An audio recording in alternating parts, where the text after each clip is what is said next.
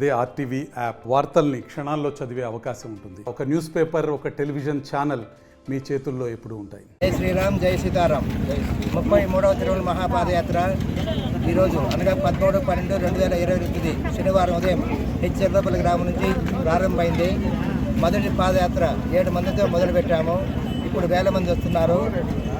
దేశమంతా సుభిక్షంగా ఉండాలని, పాడి పంటలతో ప్రజలంతా సంతోషంగా ఉండాలని ఈ యొక్క పాదయాత్ర యొక్క ముఖ్య ఉద్దేశము. జై శ్రీరామ్, జై సీతారాం. వెంకటేశ్వర స్వామి అయ్యి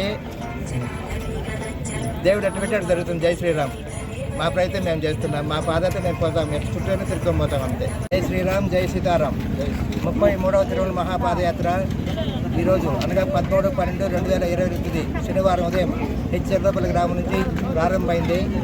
మొదటి పాదయాత్ర 7 మందితో మొదలుపెట్టాము. ఇప్పుడు వేల మంది వస్తున్నారు. దేశమంతా సుభిక్షంగా ఉండాలని, పాడి పంటలతో ప్రజలంతా సంతోషంగా ఉండాలని ఈ యొక్క పాదయాత్ర యొక్క ముఖ్య ఉద్దేశము. జై శ్రీరామ్, జై సీతారాం. వెంకటేశ్వర స్వామి అయ్యి దేవుడు ఎట్టు పెట్టాడు జరుగుతుంది. జై శ్రీరామ్. మా ప్రయత్నం మేము చేస్తున్నాం. మా పాదయాత్ర మేము పోతాం, మేము చుట్టూనే తిరుగుకొని పోతాం అంతే. జై శ్రీరామ్, జై సీతారాం. 33వ తిరుమల మహాపాదయాత్ర ఈరోజు అనగా 13/12/2022 శనివారం ఉదయం హెచ్చెర్లపల్లి గ్రామం నుంచి ప్రారంభమైంది. మొదటి పాదయాత్ర 7 మందితో మొదలుపెట్టాము. ఇప్పుడు వేల మంది వస్తున్నారు.